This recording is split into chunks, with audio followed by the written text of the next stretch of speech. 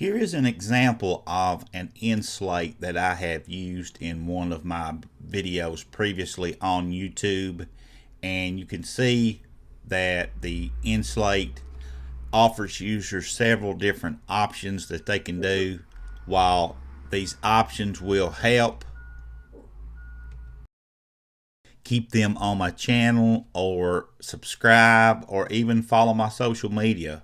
And in this particular end slate, I used a video action as well when I added it to the end. And I'm going to play just a little short clip of this for you so you can get an idea of maybe how you could use this in your videos. Two boxes annotated on the screen right now. The one directly to the left of me is going to take you to another awesome video here on the channel. As you can see, the one I'm giving instructions on what they should do and asking them one last time to subscribe or watch another video. This is a great way to use the annotations that we discussed earlier in conjunction with a graphic that you would make up.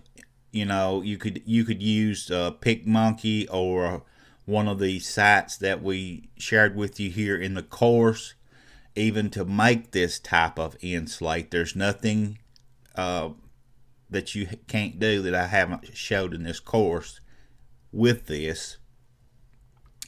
And that was one that I used early on. Here's one that I just recently made just a couple days ago now.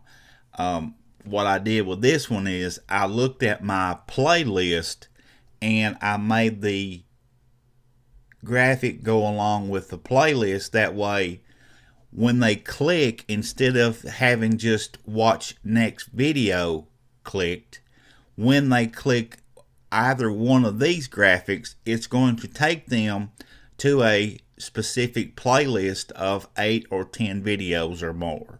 That way once they start watching that video, then when that video ends, the next one will continue just right on. So this is really a possible way of increasing viewership drastically.